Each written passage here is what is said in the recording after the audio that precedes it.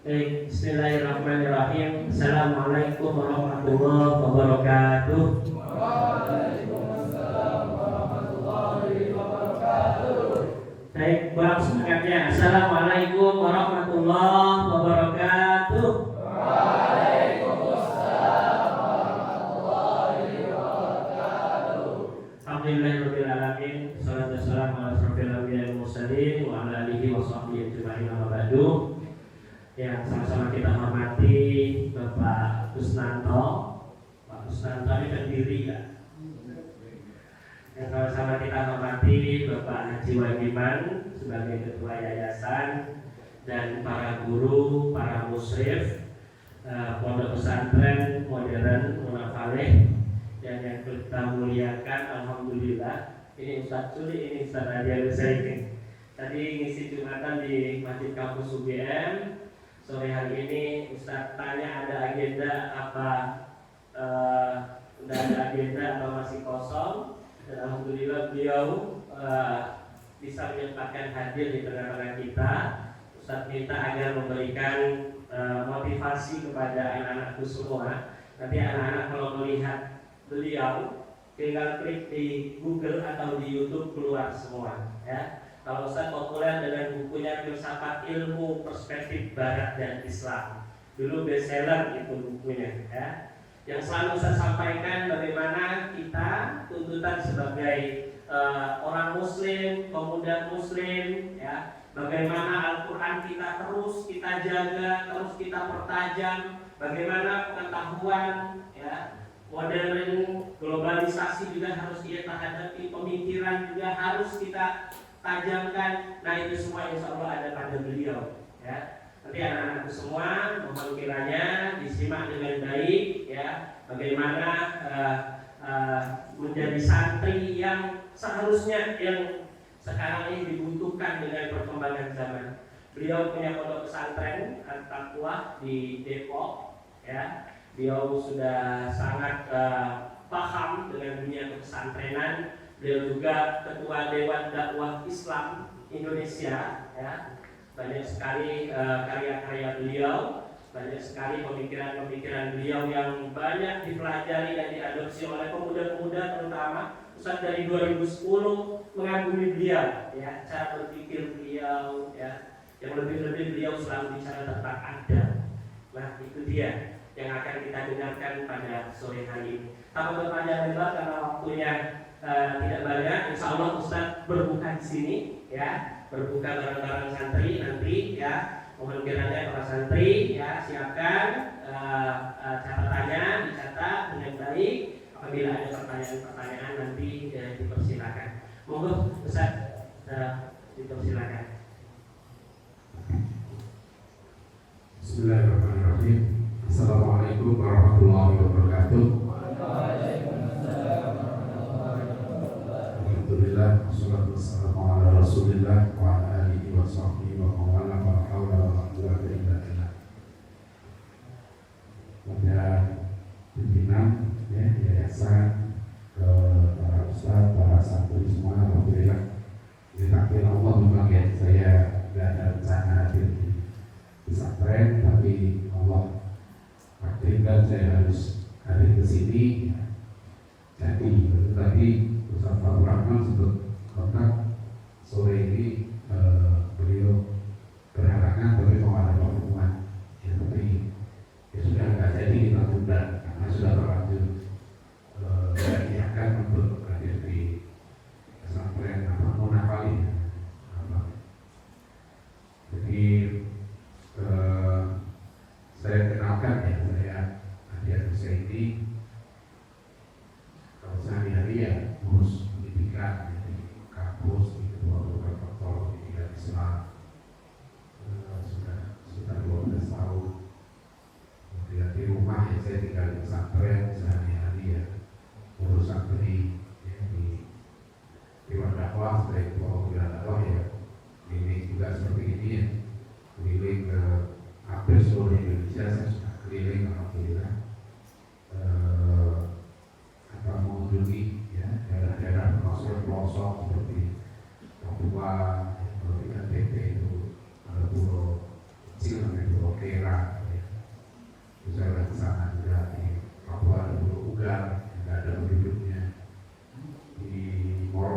Utara itu juga ada dai-dai kita yang di sana. Nah, di rumah saya punya anak 7 orang.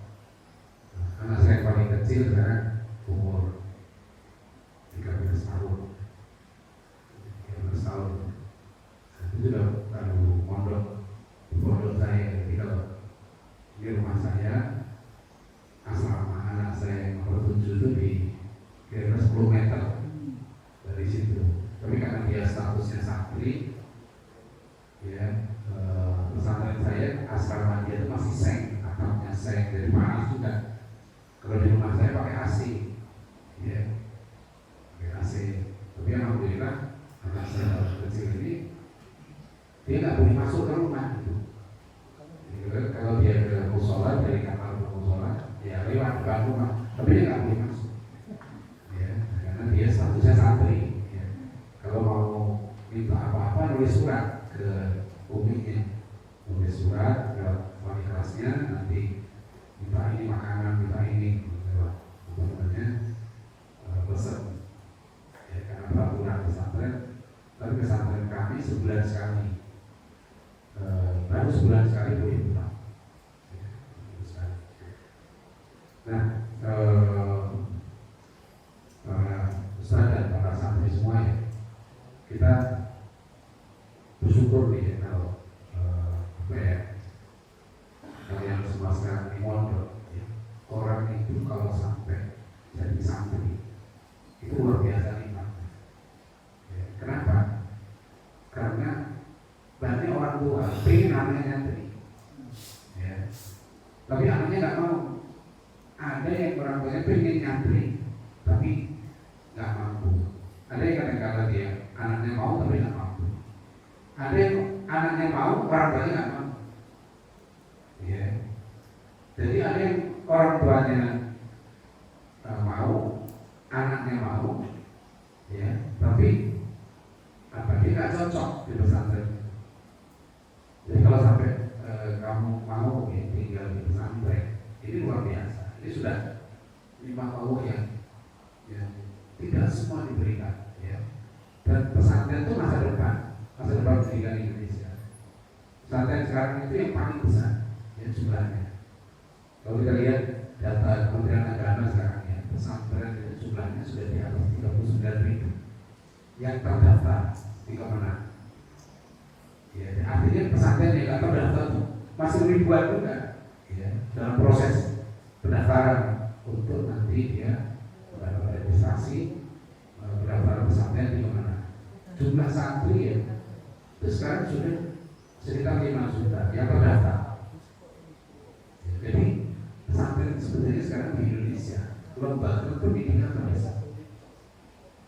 Dan sekarang pertumbuhannya kalau kita lihat ya, pertumbuhan pesantren itu pernah saya hitung kira-kira sehari, tiap hari yang di Kemenang ya sekitar 7 pesantren terdaftar tiap hari. Ya. Oleh karena itu, insya Allah ya kita bisa mengatakan masa depan Indonesia ini itu yang menentukan nanti santri. Ya, dan sekarang sudah mulai, ya, misalnya ya di berbagai kampus gitu, ya, itu alumni pondok-pondok pesantren sudah makin besar. Jadi jumlah mahasiswa yang berubah, bahkan sekarang sudah bisa dosennya itu makin banyak. Sekarang apalagi sudah masuk ya, ke TNI, ke Polri, banyak pesantren, lulusan pesantren. Ya, jadi menjadi santri itu adalah menurut saya itu apa sekarang ini sangat tepat untuk menyambut masa depan. Ya, tokoh pendidikan nasional Biasa Dewantoro ya, malah sudah menulis tahun 1928 bahwa pendidikan yang terbaik, ya, model terbaik pendidikan nasional itu adalah pondok pesantren. Ya, saya pernah usul makanya nanti harusnya kayak UI, UGM itu jadi pesantren, namanya harusnya. Jadi pondok pesantren UGM, ya, pondok pesantren Universitas Indonesia, itu harusnya begitu namanya. Ya. Dan rektornya jadi kiai di situ. Nah, gitu. Karena kenapa Kenapa pondok pesantren itu ideal sebagai pendidikan? Karena ya, jadi gini, di zaman Belanda dulu ada dua istilah, ya, pada saat itu ada dua istilah yang dipakai. Satu namanya opvoeding, dua knowledge. Opvoeding ini penanaman nilai, pendidikan karakter atau pemerintah sekarang itu opvoeding. Jadi mendidik anak dia dididik supaya jadi orang jujur, orang yang tidak malas, ya, orang yang dia suka menolong, ya, orang yang tidak berdengki, ya, tidak sombong, yang pemberani, punya sifat syaja'ah, tidak penakut. Nah itu namanya opvoeding dalam bahasa Belanda. Dalam bahasa Arab itu disebut takbir. Jadi kata ada berdikat itu takbir.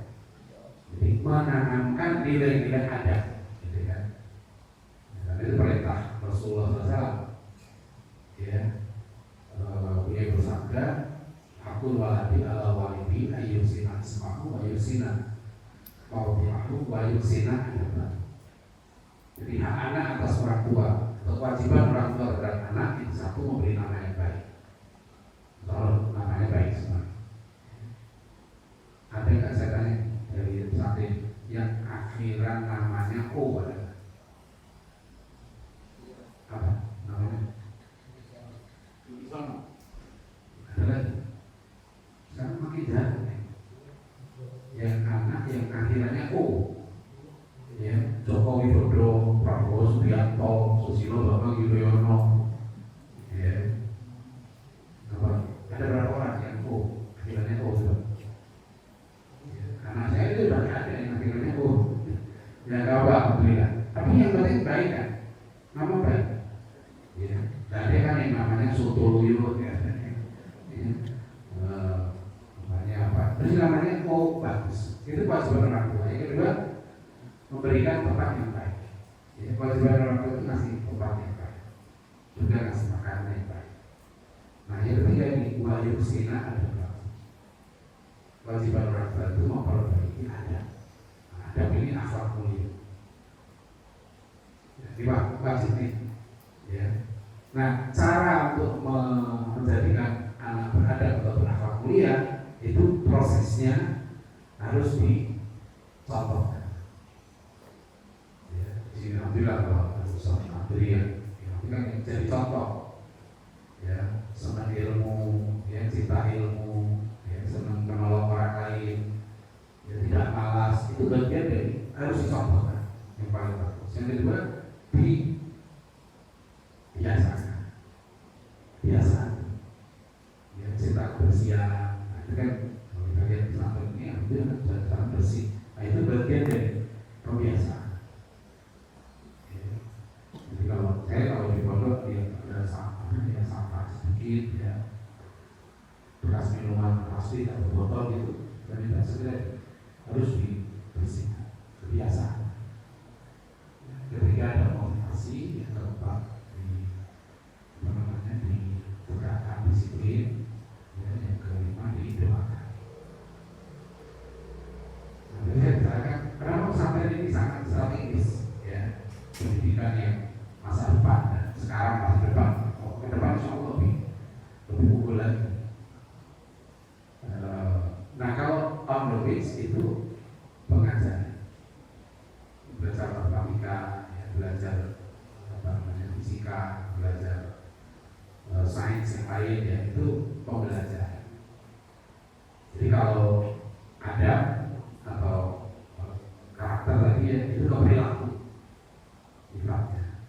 Nah yang paling bagus ya bentuk perilaku ini adalah pondok pesantren.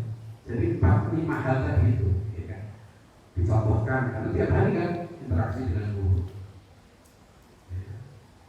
Yang kedua kan itu dibiasakan. Jadi sih paling bagus. Yang ketiga dimotivasikan.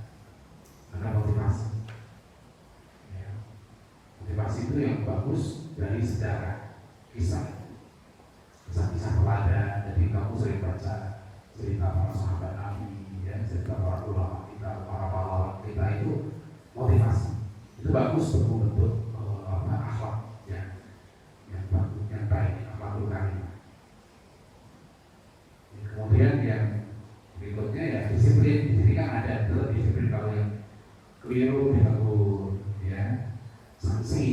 itu harus diberikan meskipun bentuknya hanya nasihat itu pun. Jangan disamakan antara yang taat dengan yang tidak taat. Aku sih doakan, ya, insya Allah orang guru doakan, orang tua doakan, itu pengaruh besar. Ya, para santri itu. Nah, apalagi sekarang nih, ya, kita ini sekarang ya generasi kalian semua ini masuk era yang disebut dengan zaman disrupsi. Disrupsi sekarang ini namanya ilmu pengetahuan dan teknologi itu pusatnya sekarang ada di internet dan itu bebas mengakses. Tinggal sekarang ini siapa mau belajar ya. Kalau tinggal siapa mau belajar itu kan tersedia semua. Ya, informasi. Kalau dulu enggak, dulu tidak mudah. Orang dulu misalnya, tapi dulu cara membuat pupuk yang baik itu susah, harus dia kuliah. Sekarang begitu ya, YouTube langsung ada cara buat pupuk, ya. Bahkan cara servis mobil, cara memperbaiki AC.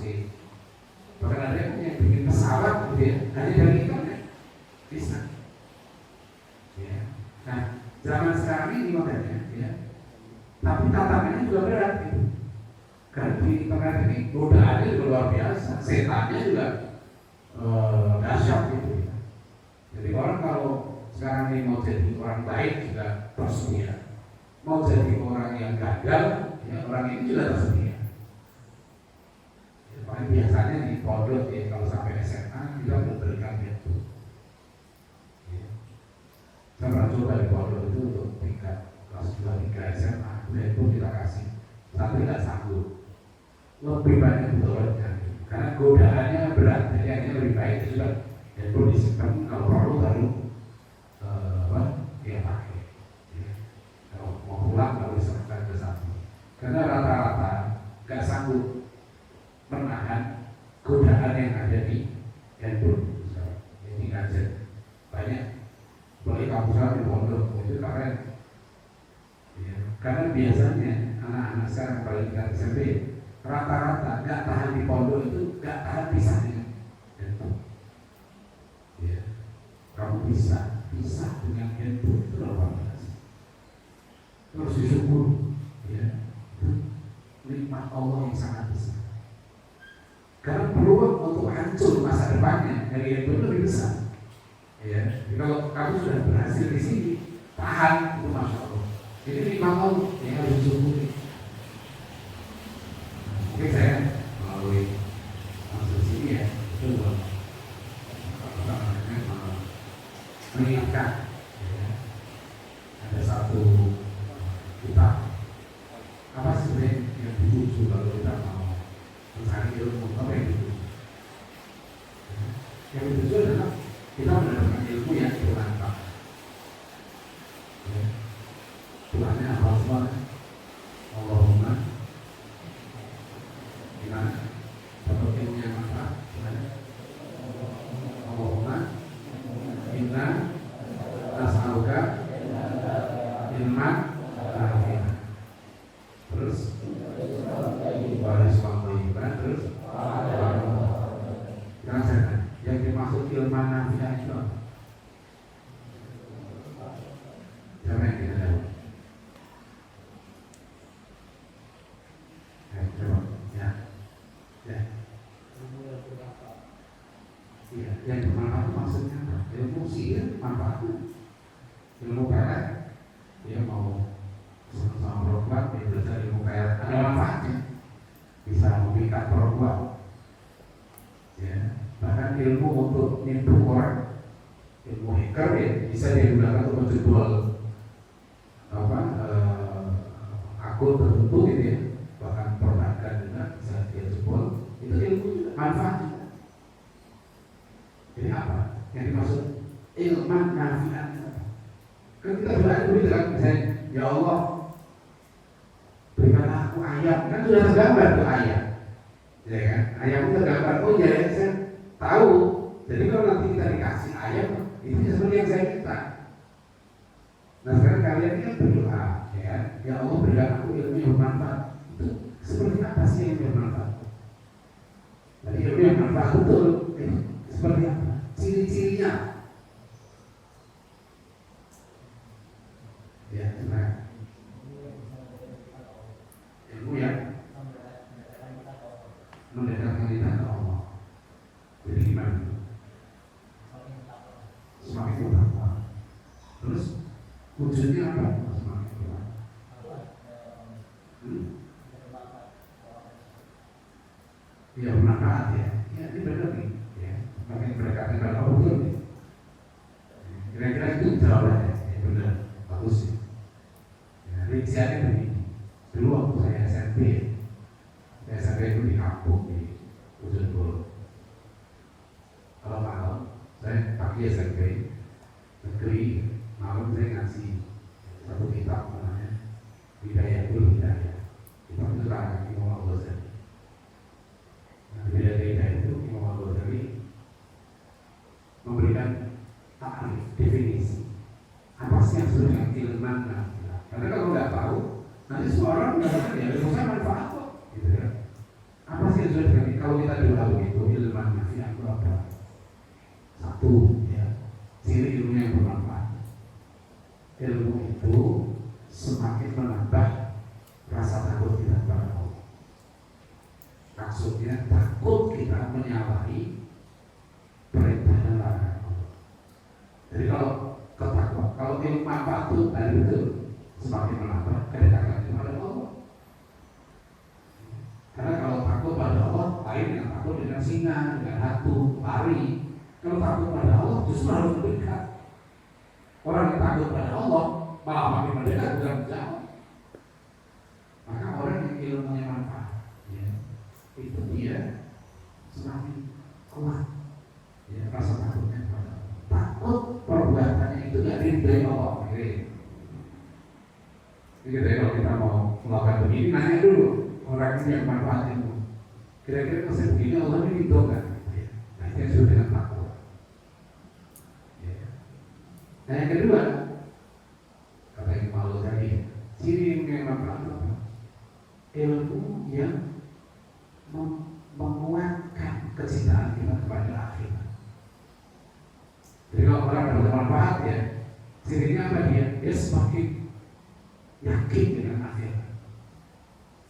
Seperti kita sekarang berusaha bermanfaat, ya, dengan sholat Allah. Kenapa itu? Karena kita yakin ini ada pahala, ada berkah, ya, yang melimpah, ada ampunan Allah dibuka. Karena kita berpikir akhirat, ya. Jadi seorang muslim itu ini bedanya dengan orang jahiliyah masa Nabi dulu itu. Orang jahiliyah dia mikirnya hanya berhenti di dunia. Kalau orang muslim justru berbagi firman atau kalau adalah akhirat. Orientasi hidup kita itu akhirat. Nah, itu juga surat Luqman ya, ayat 16. Ya bunayya innaha ta'ala habatin min khardalin fatakun bi sakratin aw bi samawati aw bil ardi ya'ti biha. Innallaha latifun khabir. Wahai anakku, ya, jika ada hal yang sekecil apapun di dunia ini, bahkan di dalam batu sekalipun, ya, atau di langit sekecil apapun, ya di Allah. Nanti semua akan bertanggung jawab pada Allah. Itu ciri manfaat. Jadi takut kalau orang ini dia tahu mikirnya akhirat. Kalau saya buang sampah, ya, tidak pada tempatnya, dan ternyata sampah itu kemudian menyumbat selokan sampai banjir, itu ada hukumannya di akhirat, ada perhitungannya di akhirat. Dan pada para santri saya bilang, kamu ke santri ya, kalau lihat tanaman itu kering, berarti, ya, apalagi dia bisa, karena tanaman itu mengeluarkan oksigen untuk kita bernafas, juga membuat iklim menjadi dingin. Jadi kalau dia nggak sadar merusak tanaman itu, membiarkan dia kering, oksigen berkurang. Tapi kalau dia siram itu, ya kan, dapat pahala dia terus-menerus, ya, selama apa namanya, selama apa itu, pohon itu terus memberikan manfaat. Itu manfaat. Nah yang berikut ketiga apa? Kalau itu, ya, apa ini rohbat dunia. Jadi dia makin kecil kecintaan pada dunia. Jadi apa?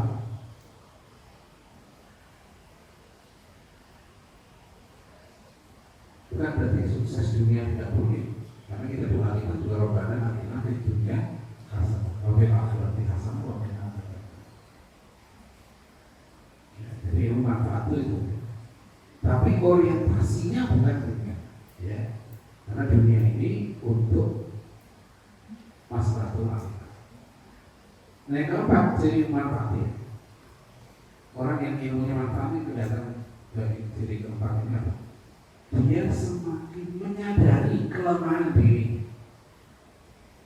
Dari orang yang manfaat itu dia semakin tahu, semakin tajam ya basirohnya, mata hatinya untuk mengenal cacat-cacat diri. Jadi kalau orang nggak tahu kelemahan dirinya, ya, nah itu ilmunya nggak manfaat. Nah, yang berikutnya misalnya dia semakin paham tentang ini budaya setan. Karena kita ini punya musuh apa ini? Setan. Dan setan itu ada dua jenis. Syayatinal insi wal jinni, minal jinnati wan nas. Jadi setan itu ada setan jenis manusia, ada setan jenis jin. Ciri setan itu pokoknya ya. Siapa saja yang dia mengajak orang untuk keluar dari siratal mustaqim, dari jalan yang lurus, mengajak orang untuk sesat. Maka hati-hati di pondok ini kadang-kadang kalau teman dan sadar ya, kalau dia melemahkan semangat ibadah, semangat nyari ilmu temannya, ini dia sudah jadi setan. Ngapain kamu rajin-rajin ngaji, mau jadi apa? Nah ini setan nih. Ya, meskipun dia wujudnya manusia, tapi dia menghalangi orang untuk berbuat baik. Ya, kerjaan setan itu nyuruh fahsya wal munkar, nyuruh yang jahat. Itu setan. Hati-hati. Jadi orang yang ilmunya manfaat, dia semakin tahu ya, tipu daya setan itu seperti apa. Nah, sekarang pertanyaannya, gimana cara dapat ilmu yang manfaat? Nah, ini ada kitab ilmu yang namanya Ta'limul Muta'allim. Biasanya dikasih untuk anak SMP, Ta'limul Muta'allim. Syekh Zarnuji penulis kitab ini mengatakan begini. Banyak orang mencari kitab ini umurnya udah 800 tahun. Syekh Zarnuji itu meninggal sekitar 40 tahun sebelum kota Baghdad jatuh ke tangan bangsa Mongol tahun 1250 berapa. Ini sudah 800 tahun kitab ini umurnya. Sampai sekarang masih dipelajari. Dalam kitab yang menarik itu Syekh Zarnuji bilang begini penulisnya. Banyak orang saya bilang mencari ilmu, tapi dia nggak dapat ilmu yang bisa. Maka beliau kasihan yang seperti ini. Orang udah nyari ilmu, nggak dapat ilmu. Ya, kenapa?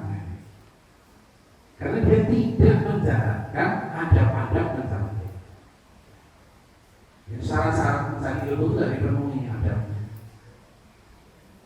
Jadi kunci orang untuk dapat tadi ilmu manfaat ada dua.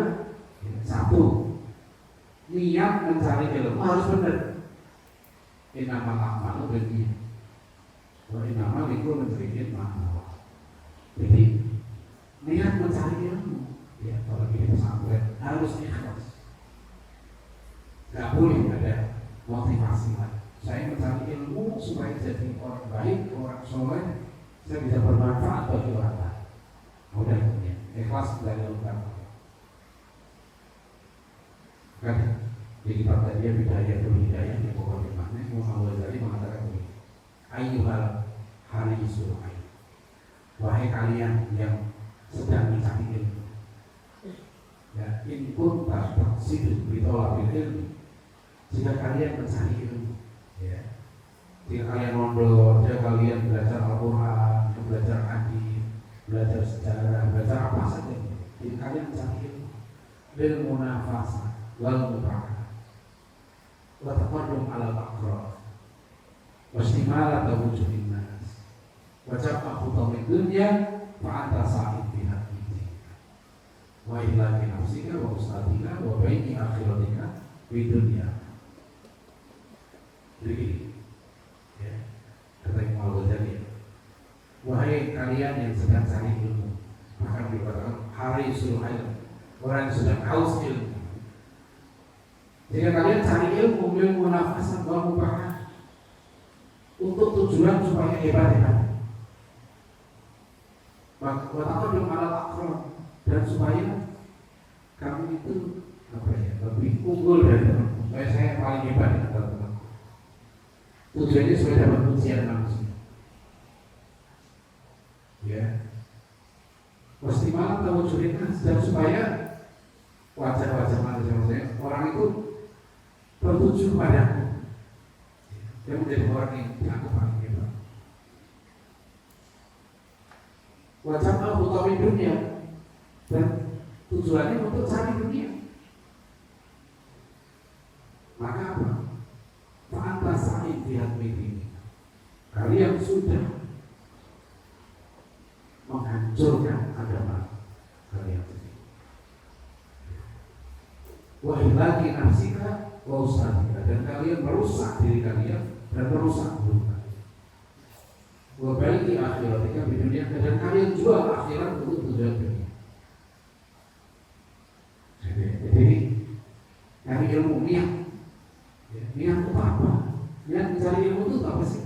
Supaya saya menjadi orang baik, saya bermanfaat. Itu yang penting. Jadi satu ya, kalau anak-anak kalau seperti di program dokter, biasanya orang itu belajar oleh taksonomi, belumnya tinggi, tapi setelah saja cara berpikir dalam dunia pendidikan itu, kalau perlu di taksonomi belum itu kan paling rendah itu memorize, itu mengingat. Nanti paling tinggi itu grade. Dia menciptakan, makanya kalau orang bikin disertasi doktor S3, dia harus melahirkan teori baru, to create something, ya, melahirkan sesuatu yang baru, menciptakan yang baru. Nah itu dianggap berpikir yang paling tinggi. Tapi sebenarnya masih ada yang lebih tinggi dari itu. Tidak cukup. Kalau hanya itu saja, orang bilang, oh dia hebat ya, dia jadi pejabat, dia menemukan teori ini, gitu kan? Dia dapat ini, dapat penghargaan ini, dapat olimpiade. Oke, itu bagus semua. To create something itu bagus. Tapi ada yang lebih tinggi lagi apa? To contribute. Kalau kita mau lebih bagus, bukan hanya to create, tapi to contribute, kita harus punya kontribusi. Dalam bahasa Rasulullah SAW, ya, itu sudah menyampaikan, khairun nas anfa'uhum, sebaik manusia itu yang bermanfaat bagi sesama. Ya, makanya kalau kita nyari ilmu nih, ya kan, saya menjadi orang baik supaya ini, dan supaya saya jadi orang bermanfaat. Nah, itu tidak mesti dia jadi pejabat tinggi, tidak mesti jadi ketua partai, tidak mesti jadi wapres, tidak mesti jadi presiden, tidak mesti jadi gubernur. Yang penting manfaat bagi orang. Kalau dia jadi menteri tapi nggak manfaat, jadi gubernur nggak manfaat, apalagi sampai membawa mudarat, malah ini justru tidak bagus. Berarti ilmunya nggak manfaat. Jadi para ulama kita dulu sudah merumuskan supaya, karena Rasulullah sudah mengingatkan siapa yang mencari ilmu, yang sepatutnya ilmu itu ditujukan hanya untuk mencari keridhaan Allah. Ya. Tapi dia mencari ilmu itu semata-mata untuk kepentingan dunia, maka Rasulullah mengingatkan orang itu tidak akan mencium baunya surga di akhirat. Jadi bahaya sekali caranya. Makanya luruskan kalian masuk pondok ini niatnya apa? Ya, mau jadi pejabat, mau jadi insan. Niat saya mencari ilmu ikhlas karena Allah. Ya, supaya saya jadi orang baik, supaya jadi orang bermanfaat. Ya, supaya saya bisa berbakti ya kepada orang tua. Ya, supaya saya bisa mendapatkan sesuatu, meraih prestasi yang tinggi. Jadi kita tak perlu tahu. Saya mesti menjelaskan. Bolehkah orang mencari ilmu untuk tujuan dunia? Makanya tolak hujah. Mencari kehormatan. Boleh nggak? Saya mencari ilmu, supaya saya bisa masuk tentara. Dengan tentara, saya bisa jadi jenderal. Dengan jadi jenderal, saya akan bisa mendapatkan sesuatu, ya, kedudukan, langkah, harta. Boleh nggak niat nyari ilmu seperti itu? Saya mencari ilmu, saya masuk pondok ini, gitu ya, supaya saya nanti bisa kuliah kedokteran, ya. Supaya saya nanti kalau saya jadi dokter spesialis, pasien saya banyak, duit saya berlimpah. Boleh nggak orang mencari ilmu tujuannya tolak belajar? Kita tak mau tahu, ya. Saya mesti bilang begini, boleh, tapi dengan catatan, masih kok boleh selama al-jahda di kehormatan, kedudukan, harta, popularitas, selama itu diniatkan untuk amar ma'ruf nahi munkar. Jadi nggak boleh berhenti. Jadi kalian bisa ingat, saya masuk pondok ini, supaya saya pintar, saya ini, saya bisa kuliah, saya bisa begini, supaya saya bisa jadi begini. Nah, sampai dapat jabatan, nggak boleh berhenti di situ. Setelah saya jadi pejabat, akan saya gunakan jabatan saya itu untuk menegakkan kebenaran. Nah, itu boleh. Ya. Jadi namanya tolabul jahd. Ini harus dari awal, ya. Karena kita mau cari ilmu, kan modal itu mau cari ilmu. Ya, kalau orang Jawa bilang ilmu, apa artinya ilmu? Ini orang Jawa. Itu antri itu kan.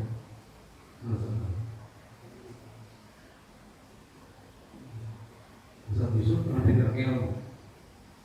Bahasa Jawanya ilmu artinya ilmu. Ilmu artinya apa? Nah, dulu kita sering kalau saya dulu belajar kalau SMP, saya dulu belajar bahasa Jawa ya gitu. Saya dulu kan guru di gugulan di ilmu, gitu ya. Cangkir kan seni mikir, garwo sigaran nyawa. Nah, ilmu itu diplesetkan.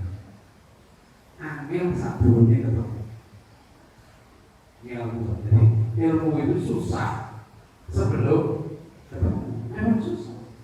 Maka kami ilmu itu namanya nyari ya, berusaha. Perlu nanti ya setelah kita jelaskan. Bagaimana supaya kita dapat ilmu?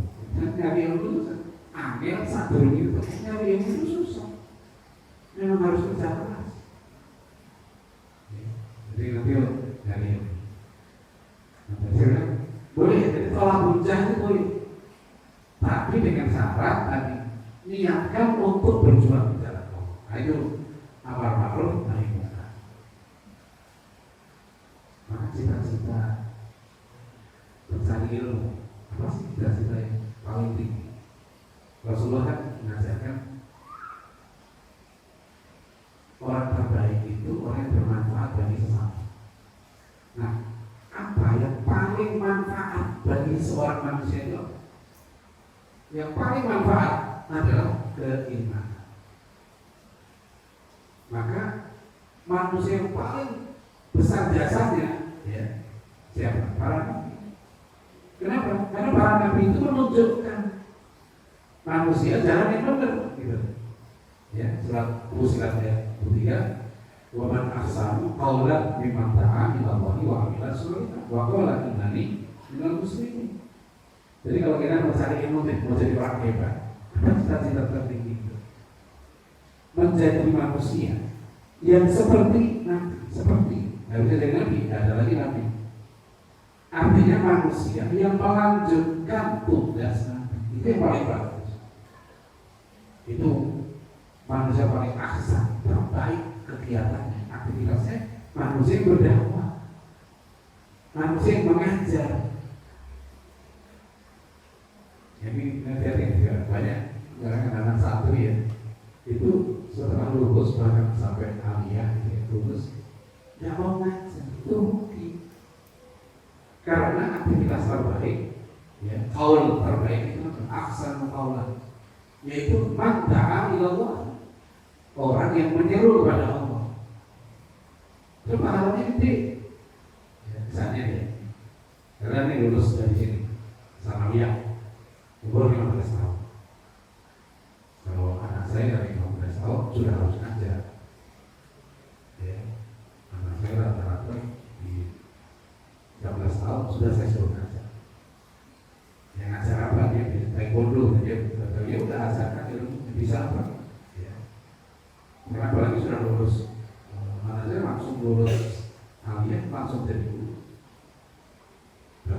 kuliah nanti gampang. Yang penting kamu mengajarkan ilmu yang sudah didapat di pondok. Rugi. Dia rugi, orang tuanya rugi. Karena kalau dia ngajar, pahalanya besar kan. Ya, ngajar bagaimana membaca Al-Fatihah yang benar. Ya, itu bukan sih. Kamu sekarang dididik di sini. Bisa takbiratul ihram yang benar. Ya kan?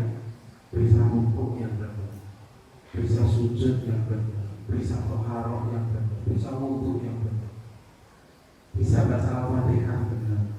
Itu ilmu ini, ilmu yang bisa menyelamatkan seorang manusia dari api neraka. Jangan dianggap remeh itu. Itu saya datangnya berapa SPP pondok 1.000 dan 1 juta berapa itu? Dan sampai 5 juta sebulan. Ada yang bayar 5 juta di Bekasi itu. Saya berapa kali sampai misalnya yang paling mahal yang pernah saya masuk itu uang hanya 150 juta. Uang masuk pesantren itu kata saya 150 juta. Bahkan di Serpong ada yang SMP boardingnya beli uang masuknya 150 juta. Asalnya 135 juta saya tanya, saya berapa kali di sini. Terus sekarang berapa? 135 juta. Oh kan saya sudah naik 150 juta. Belum namanya kata wali samping tanggung. Jadi 135 juta tanggung. Bener-bener aja 150 juta. Keren orang tuanya. Masuk SMP 150 juta. Bulanannya waktu itu ya beberapa tahun yang lalu lebih dari 5 tahun. Itu 8 juta, ini sekarang udah sebulan.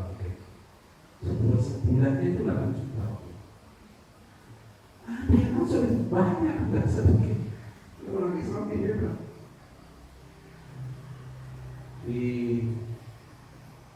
Bekasi ya, ada satu SMP saya tanya, berapa uang masuk? Dia nggak boarding, nggak mondok, jadi nggak makan, cuma full day dari jam 7 sampai asar. Berapa uang SPP-nya? 1,5 juta. Itu nggak pakai makan. Ya, 1,5 juta. Saya bilang, kenapa murah sekali? Uang masuk berapa? 40 juta. Wah, murah sekali. Terus pada heran nanya ke saya, kenapa murah? Murah. Ada orang yang nonton konser musik di Jakarta. Itu nonton konser musik waktu dari penyanyi asing datang ke Indonesia, Jawa. Itu saya baca tiketnya itu sampai di atas 10 juta, kan udah jatuh ke calo gitu, udah naik sampai 10 juta. Ada yang kemarin ke Singapura dari Indonesia itu sampai kaosnya ditulisin nonton konser apa di Singapura itu ditulisin biaya tiket, hotel ini. Itu satu orang jatuhnya bisa sekitar 30-40 juta. Nonton konser musik, ya. Sekali nonton itu sampai 30 juta. Belum tentu masuk surga, iya kan? Apa kalau nonton konser musik dijamin masuk surga? Nah ini ada, saya bilang, coba masuk pesantren, masuk sekolah Islam. Anaknya asalnya ngaji nggak benar, sholat nggak benar, ya kan, wudhu nggak benar, taharah nggak benar, dia mesti masuk neraka, kan gitu ya. Dan sholatnya nggak benar, wudhu nggak benar, taharah nggak benar, berarti kan dia nggak sholat, batal sholatnya, ya, masuk neraka pasti itu, dijamin. Terus di sekolah diajari, ya kan, diajari.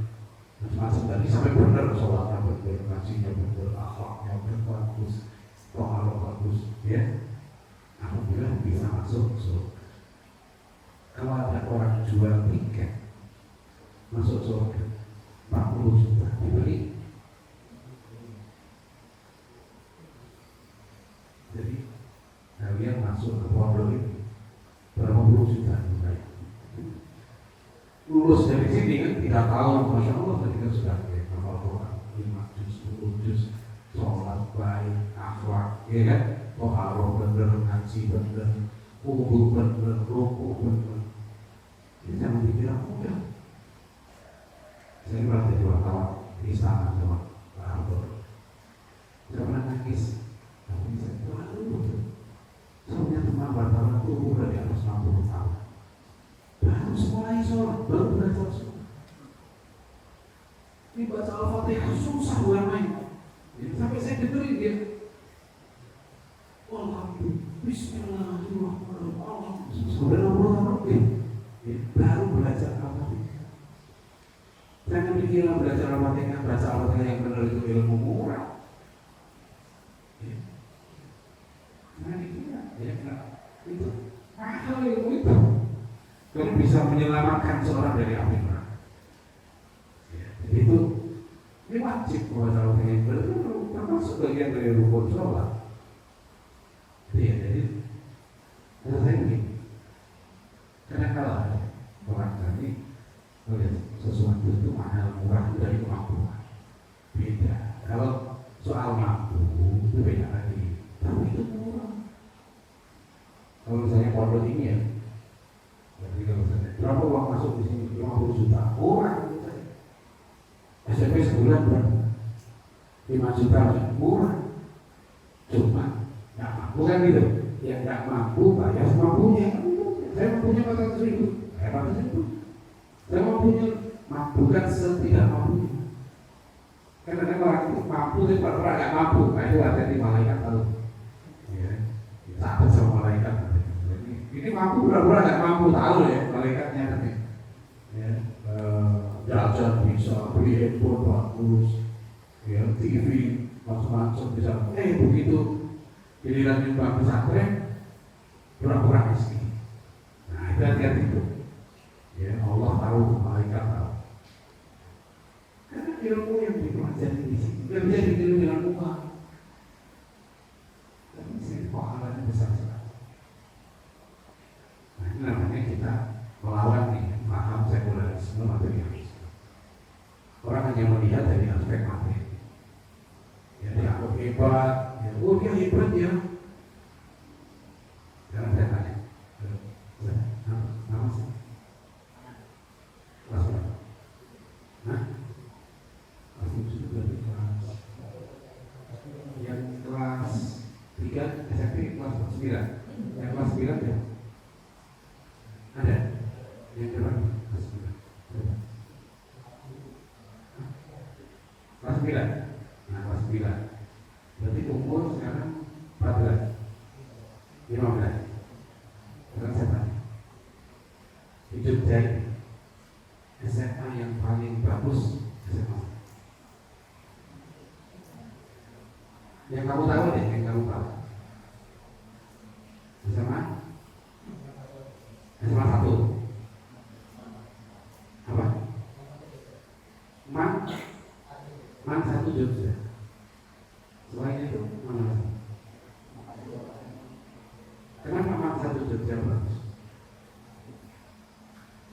Ya kan kamu dengar nih, ya kan kalau masa itu bagus. Menurut kamu kenapa menurut kamu bagus?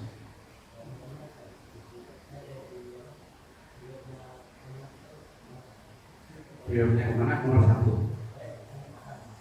di atas ya. Apa sekolah terbaik gitu ya? Enggak, kita cek kita. Waktu kan berdua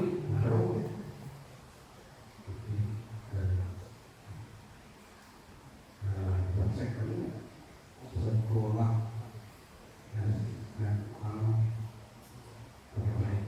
ada yang lain nggak jawab yang lain juga?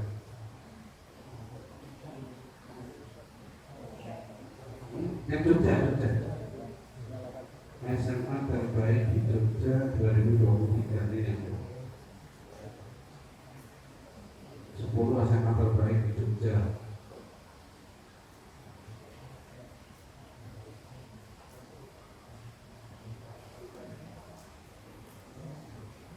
Ini kalau internet ini SMA terbaik di 1 SMA 8, 2 SMA N1, 3 SMA N3 Jogja, 4 SMA N1 Bodean, 5 SMA 6 Jogja, 7 SMA N1 Kawasan, dan 6 itu kawasan 7 Semang, Sleman, Semang, Wonosari 8 9 Semas, Polis, Jabarito, Sleman 10 Semang, 1 Depok, Sleman. Nah ini, kalau ini umum ya. Nah, kalau tadi aliyah ya. Coba kali baca. Semang. Kalau baik. Nah, top 7 madrasah aliyah. Apa yang terbaik itu?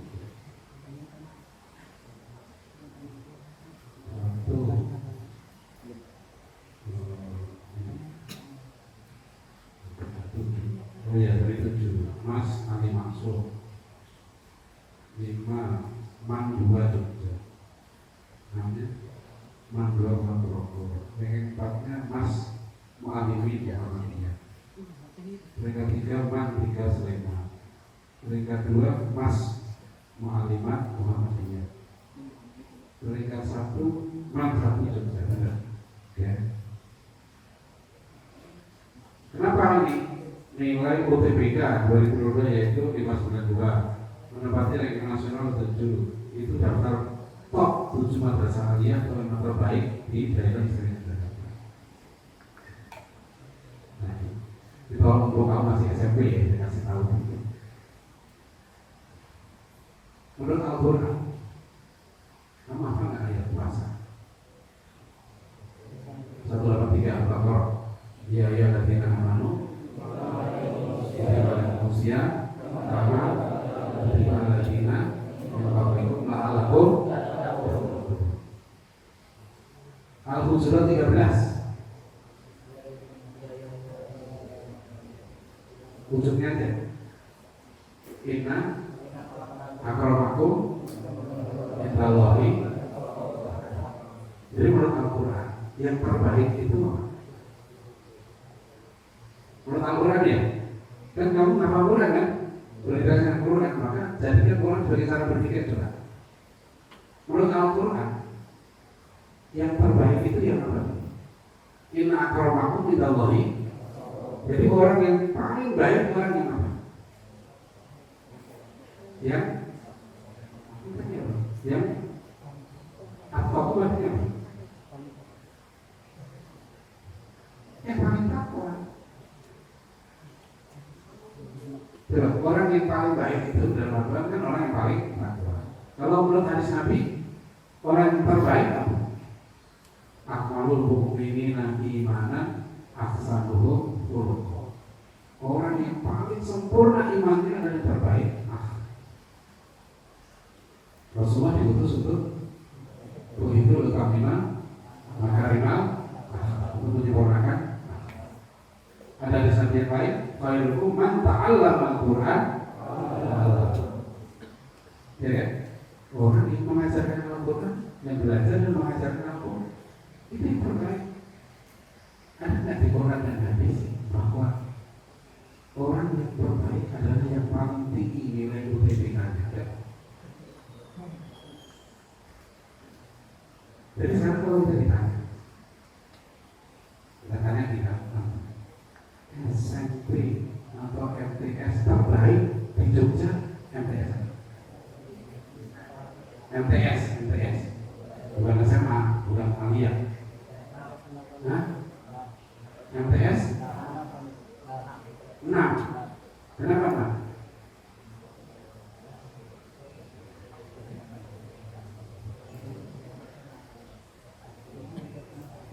Berarti setan itu masih berkelihatan ya. Setan ini tugas setan tahu nggak? Kerjaan setan Al-An'am 112.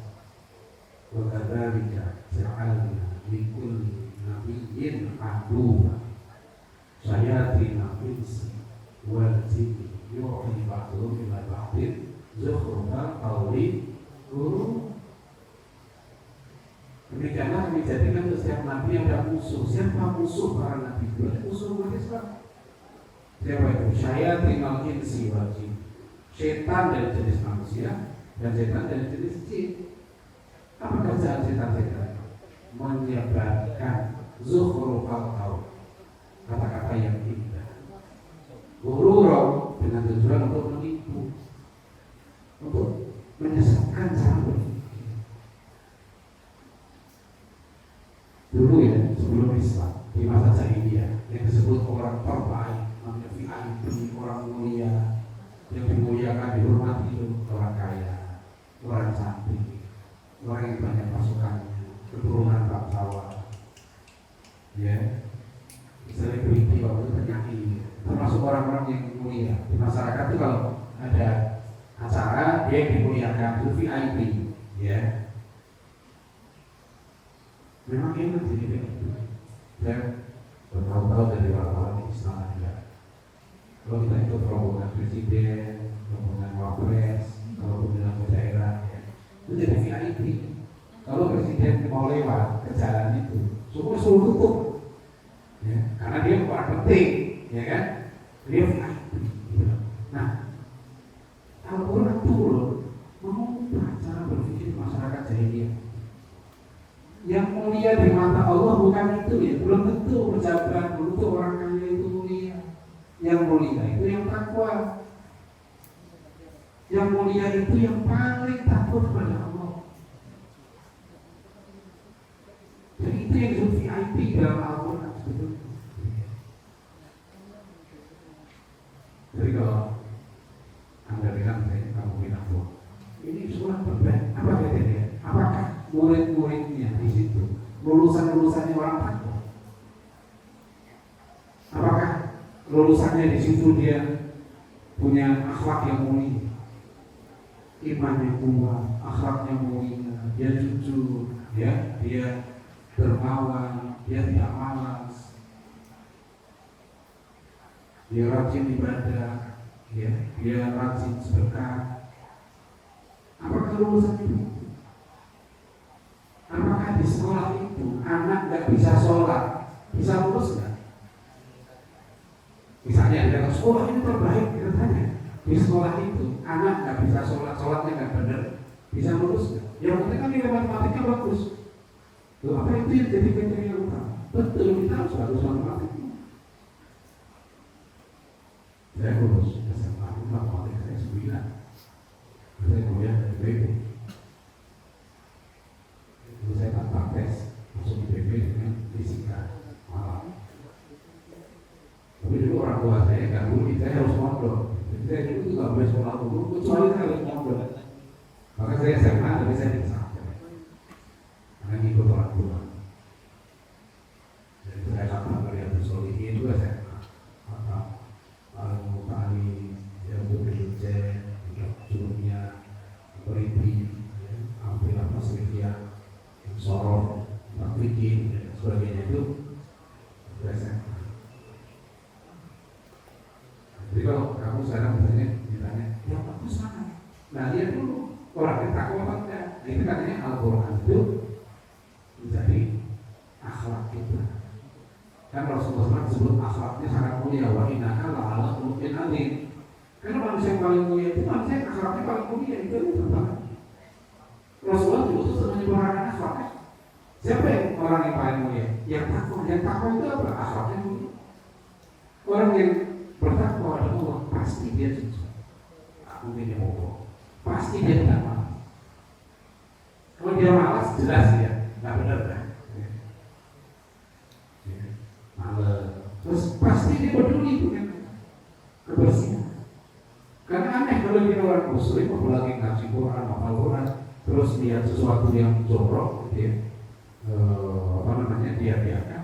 Karena kalau itu sabang iman terkecil itu ternyata memikirkan dulu dari saya. Orang kalau masih ada iman, selama-lamanya iman itu ya, dia lihat sesuatu yang akan membahayakan orang lain, dia sayang pada manusia.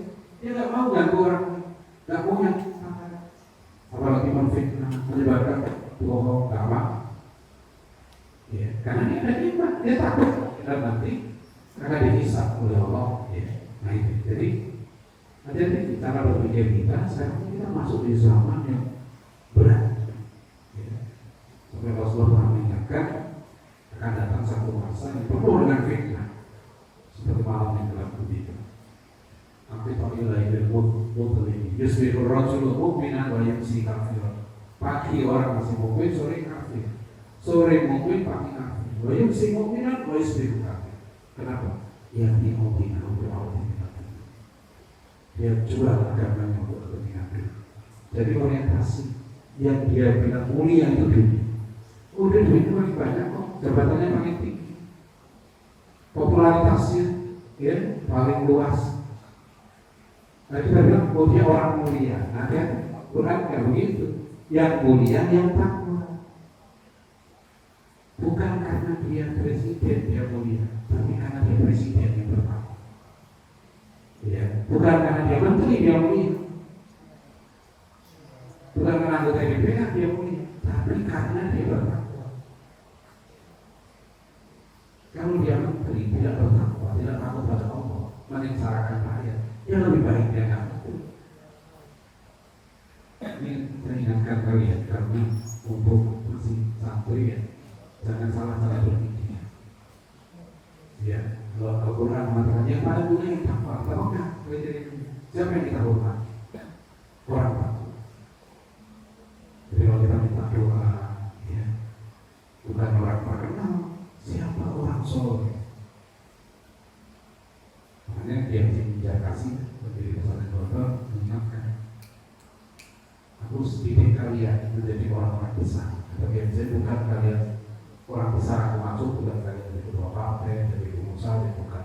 Aku masuk kalian jadi orang besar. Itu kalian itu mengajarkan ilmu yang sudah kalian dapat di pondok. Kalian pergi ke pondok-pondok, kemana ke pelosok-pelosok, akrungan, gunung, sampai ke kolong jembatan. Itu yang aku masuk orang besar. Alhamdulillah, saya punya anak ya, saya minta ngajar jadi guru. Sampai saya lulus SMA, lulus akhirnya orang tuanya saya minta anak kita udah punya ilmu banyak di pondok, ajarkan ilmu. Kata Syekh Zanur di Universitas Al-Mu'talim, ilmu nafi, ilmu yang bermanfaat ada dua ciri. Satu, ilmu itu diamalkan, dan dua, ilmu itu diajarkan. Ilmu manfaat. Jadi kalau kamu belajar di pondok ini, apa jadi ilmu manfaat? Ilmu yang kita dapat itu diamalkan. Yang kedua, ilmu itu diajarkan. Karena kalau itu mengajar, pahala mengalir. Man sanna sunatan hasanatan falahu ajruha wa ajru man amila biha min ghairi yang kuson.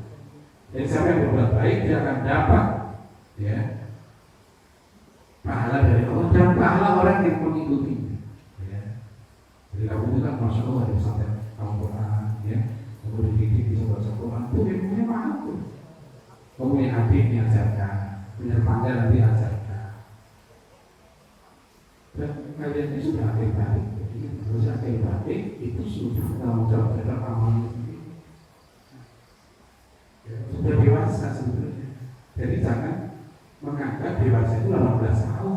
Rasulullah SAW memberi batasan dewasa itu 15 tahun. Beliau tidak mengizinkan sahabat Nabi untuk ikut perang sebelum umurnya 15 tahun. Apabila Abdullah bin Umar mau daftar perang Uhud, umurnya belum 15 tahun, ini cuma Komariah. Kalau Syamsiah 14,5 tahun. Itu tidak diizinkan oleh Rasulullah. Nah setelah perang Khandaq, waktu perang Khandaq, Abdullah bin Umar umurnya sudah 15 tahun. Boleh ikut. Jadi standar Nabi dewasa itu 15 tahun. Sekarang sudah lulus SMP. Jadi maka kamu sekarang ini keluar SMP sudah dewasa. Sudah harus tahu mana baik, mana buruk, mana iman, mana kufur, ya, mana tauhid, mana syirik, mana halal, mana haram, mana akhlak yang mulia, mana akhlak tercela. Ya, jadi mana akhlak mahmudah, akhlak karimah, dan mana akhlak madhum, akhlak tercela. Kalian sudah punya sifat, ya, Pak, paling enggak unjuknya akhlak itu. Al-adalah, keadilan, hikmah, kebijakan, ifah, kehormatan, dan yang keempat syaja'ah. Jangan takut tidak bisa sekolah, takut tidak bisa ini. Kalau saya takut, Allah sudah menjamin siapa yang berjuang di jalan Allah pasti dijamin lagi. kalau jadi santri itu harusnya gembira. Tadi dengan mulia, gembira. Kalau nanti sudah ke depan kerja di mana? Dulu saya kasih tahu ya, anak-anak semua ya. Kuliah saya itu kedokteran ya. S1 saya kuliah kedokteran ya. Saya belajar cacing 1 semester. Cacing saja saya pelajari 1 semester. Saya belajar virus 1 semester, belajar bakteri 1 semester, belajar penyakit-penyakit hewan 1 semester, belajar anatomi, belajar biokimia juga. Salah satu meskipun saya tidak mendalam, saya sedikit belajar primata, belajar monyet. Saya belajar tentang monyet. Jadi kalian saya kasih tahu ya, dulu zaman saya kuliah itu monyet-monyet zaman saya itu bisa cari makan, nggak pakai kuliah. Jadi monyet itu bisa cari makan tanpa kuliah. Ada orang yang takut, yang bisa makan, maka kuliah dulu. Jadi kuliah itu karena takut nggak bisa cari makan. Saya kasih tahu, saya nggak bilang, saya cuma cerita zaman saya kuliah dulu, monyet zaman saya dulu itu bisa cari makan tanpa kuliah. Dan saya nggak menemukan monyet itu murung, ya, nggak dapat kerjaan, nggak nemu. Monyet itu gembira, loncat-loncat, ya, latungan. Nggak ada monyet stres, apalagi tidak pelaksanaan, monyet gantung diri, nggak ada. Ya. Monyet itu santai itu hidup-hidup. Itu monyet ya, yang nggak punya akal. Sekarang ada orang yang takut, aku nanti mau kemana, mau bekerja sudah. Kita harus profesional, tapi jangan karena takut. Kalau takutnya stres. Jadi harus sampai ini gembira, dia kan mencari ilmu sama gembira. Itu dijamin oleh Allah rezekinya kok. Coba bayangkan, kami di dakwah dari Pak Aksel itu tahun 7 udah kirim dai ribuan ke Indonesia. Ke Papua, Maluku, NTT, ribuan. Sampai detik ini kami sudah kirim dai ribuan. Tidak ada satu grup dai atau guru ngaji yang mati kelaparan. Tidak ada laporan. Pernah nggak baca di koran guru ngaji mati kelaparan? Tidak ada. Kenapa? Di zaman Allah sih. Jadi kalau sama nanti kalau belajar Quran, belajar pokoknya belajar ikhlas, niat untuk berjuang di jalan Allah. Mereka tidak. Di zaman ini jika kamu menolong agama Allah, pasti Allah menolong kamu. Kalau saya bilang, sekarang kamu niat belajar itu apa? Ya mau cari harta atau mau berjuang di jalan Allah? Kalau berjuang di jalan Allah, Allah jamin di sini. Kita semua yang bersyukur oleh Nabi Muhammad. Tahu tidak? Tahu kan? Sudah, saya sudah tahu. Saya cuma percaya dia tahu, nggak tahu kan? Tahu juga Jogja. Saya kira yang di Jakarta yang tahu. Di sini ada masuk TV, ada beritanya di TV ya. Itu aja saya cuma tahu. Jadi masih jadi saya jangan saya gini, kalian masuk ke saya bilang seperti santri, ya. Dan itu gembira, mencari ilmu itu gembira, pahalanya gede. Saat ini kamu tuh ya doain orang tua. Ini saatnya mustajab. Apalagi bulan puasa ini, doain orang tua. Ya.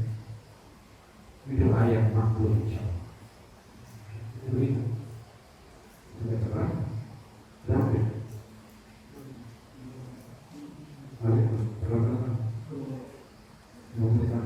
Saya terakhir nih. Jadi terakhir ingat nasihat yang Mas Syafi'i. Itu dikatakan Allah ini dari Ali bin Abi Thalib. Ya, ada yang Ali bin Abi Thalib, Imam Syafi'i. Ada 6 syarat dapat ini. Ya. Ini. Ada yang apa? Syair ini. Syair Imam Syafi'i. Ya. Ini lam tanala ilma illa bisittati. Kamu gak akan dapat ilmu kecuali dengan 6 hal. Ya. Apa 6 hal itu? 1, dakain, kecerdasan. Untuk dapat kecerdasan apa? Biasakan mikir. Ya. Biasakan mikir, biasakan baca buku, biasakan diskusi. Itu untuk melatih kecerdasan. Karena kecerdasan manusia itu seperti pisau, Meskipun bahannya bagus, ya, dia keturunan orang pintar, tapi otaknya nggak pernah digunakan, nggak pernah mikir. Kerjaannya nyari hiburan, terus gitu, nggak pernah berpikir. Dia tumpul lama-lama. Nakain, cerdas. Yang kedua, lahir bersih. Harus tamak ilmu, haus ilmu, senang nyari ilmu. Nah itu syaratnya. Senang nyari ilmu, kan cirinya lagi senang orang yang berilmu. Di pondok saya pasang satu sepatu besar dari Gurinam 12 Raja Ali Haji pasang ini. Di antara tanda orang berilmu, bertanya dan belajar tidak ada racun. Jadi orang yang berilmu itu satu suka bertanya. Yang kedua belajar terus. Ya, itu kebiasaan kamu terus bertanya berpikir. Ya. Jadi itu ya Pak. Kedua wakil sin dan tamak ilmu, haus ilmu. Dia kehausan terus belajar ilmu. Ya. Ketiga wasdibari, sabar. Misalnya ilmu itu banyak godaan, setan banyak. Ya, kadang-kadang setan itu wujudnya manusia. Nah, kalau di bulan Ramadan setan yang jin dibelenggu. Nah, kalau setan jenis manusia tetap berkeliaran. Ya, tetap berkeliaran, menyebarkan kata-kata yang indah untuk melapangkan semangat. Ya, itu setan. Wasdibari, sabar. Ya. Biasa, jadi kalau nyari ilmu saya biasa tuh anak saya kalau pertama baru pondok nggak betah mau pulang gitu, udah sampai tahun kedua aja sih bilang, karena udah 6 tahun pusing nih, nggak tahun kedua aja sih, jadi tahun kedua mau pulang enggak, tahun ketiga, lama-lama sampai 6 gitu ya, jadi sabar nyari ilmu banyak udah, baru nanti diejek temennya dikit udah ngaku orang tua. Ini di bumi ya, di pesantren, teman anak saya nomor 1 di pesantren, kita pengen sampai ke dantelingan itu, dia nggak ngaku, terus bilang ke saya datang ke pondoknya karena saya juga ngajar di pondok itu, dia nggak mau ngaku lagi, kalau ke dokter prihatin bener ada COVID, saya nggak puasa, bawa dokter lagi ke Jakarta.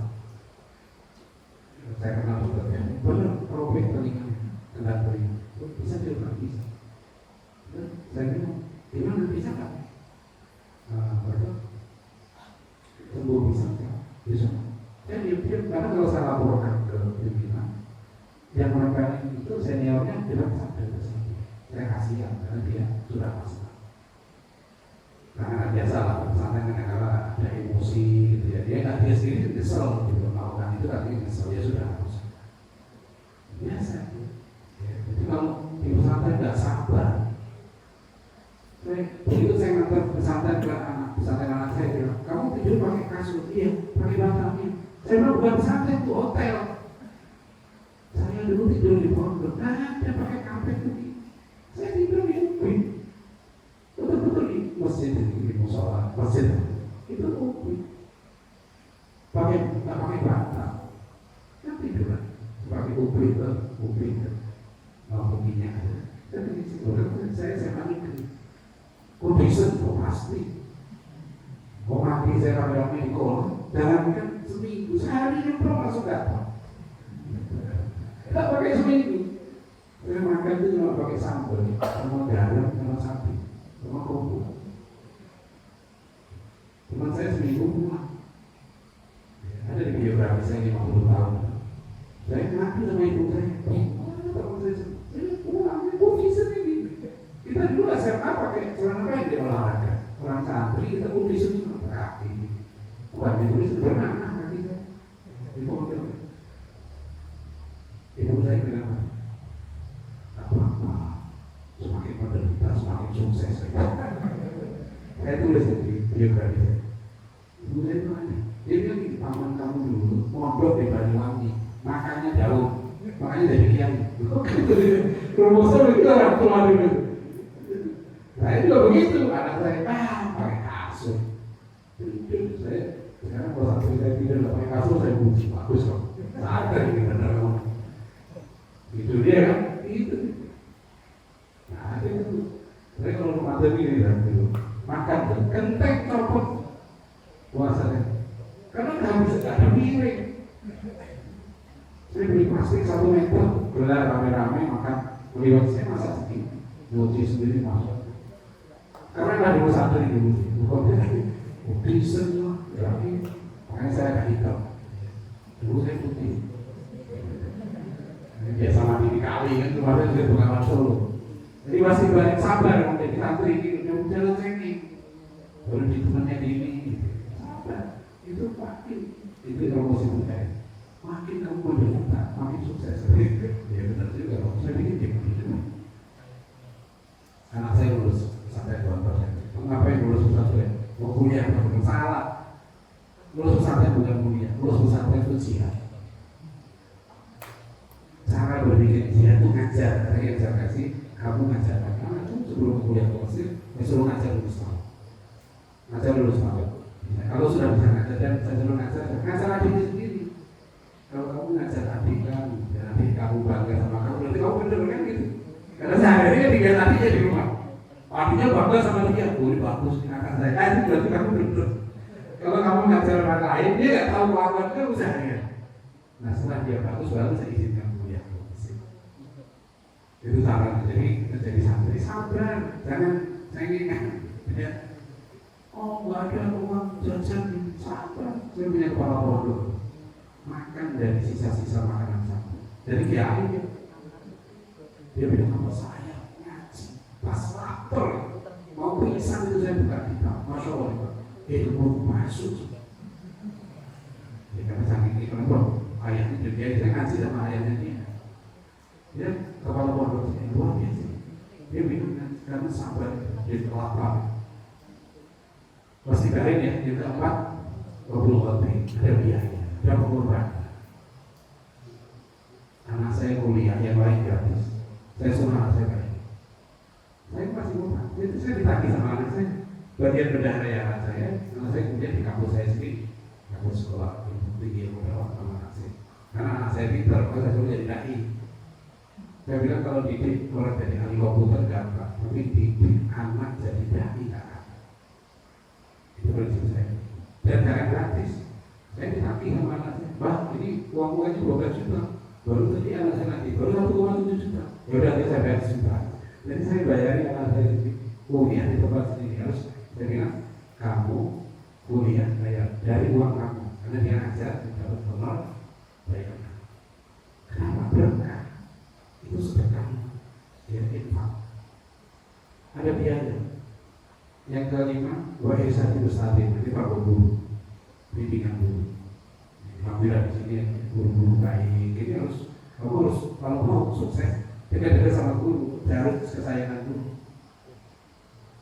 Ya, saya alhamdulillah dari Pak Kiai saya sejak SMA ya, tahun 84 saya lulus sampai sekarang. Istrinya Pak Kiai saya tahun 84 masih udah tua, masih ingat. Bahkan waktu ke Jakarta itu silaturahmi ke pondok saya. Jadi kamu itu kenal Pak Kiai sampai anak. Ya. Itu bimbingan guru, kita harus minta keikhlasan guru, ya, untuk ridho guru. Yang kelima, terakhir apa 6 ya, jadi waktu di zaman. Masa ini itu perlu waktu. Zaman itu sangat sabar. Ya, cari ilmu itu waktu, perlu waktu yang lama. Itu ada 6 itu ya. Jadi apa tadi? Cerdas, haus ilmu, sabar, biaya, ya, pengorbanan biaya, bimbingan guru, dan waktu yang lama. Berangkat insya Allah kalian semua yang nanti menjadi pemimpin umat, pemimpin bangsa, ya, dengan pesantren ini pendidikan yang berbaik. Demikian bila taufik walhidayah. Assalamualaikum warahmatullahi wabarakatuh.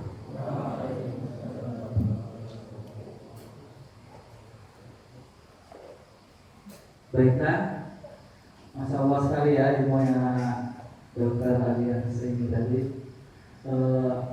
Pondok kami menjadi terhormat, sangat terhormat kedatangan tamu besar dari Ketua Dewan Dakwah Indonesia.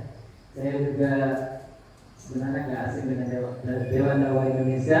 Dulu saya juga sebenarnya Dewan Dakwah Indonesia di Solo, Pak. Jadi anak-anak semua kembali ya. Ada beberapa sebelum kita berbuka mungkin sedikit kita mereka kembali. Yang pertama, cara anak untuk belajar mulia itu ada berapa? Ada 5 ya. Dicontohkan, dibiasakan, kemudian yang ketiga dimotivasi, dan yang terakhir disiplin harus diberikan walaupun nasihat.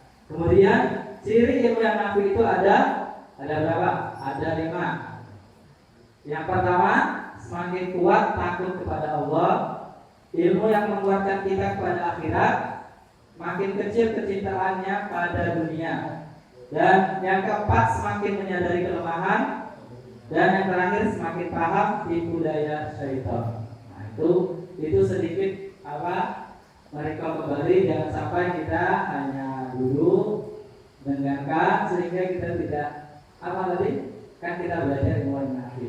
Jadi harapannya apa yang disampaikan oleh yang terhormat Dr. Adian Musa ini bisa kita aplikasikan, karena ini sangat nggak mudah mendatangkan Dr. Adian ini, karena kita udah punya orang dalam, jadi mudah.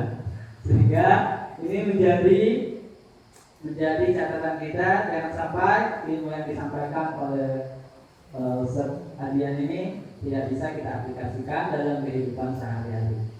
Dari kami Pondok Pesantren Modern Mafare mengucapkan jazakallahu khairan Ustaz atas ilmunya, pembelajarannya, pengalaman. Tentunya kami sangat berterima kasih sekali sudah didatangi ke sini. Harapannya mungkin bisa datang lagi Ustaz di lain waktu. Mungkin itu saja untuk materi kita pada kajian juga bersama lah ibaratnya pada sore hari ini. Marilah kita akhiri pertemuan dan kajian pada sore hari ini dengan melafazkan hamdalah dan doa kafaratul majelis. Alhamdulillahirabbil alamin. Subhanallahumma wa bihamdika asyhadu an la ilaha illa anta astaghfiruka wa atubu ilaik. Wassalamualaikum warahmatullahi wabarakatuh.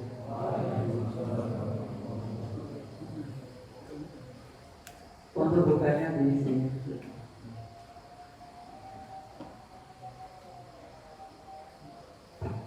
Bisa dia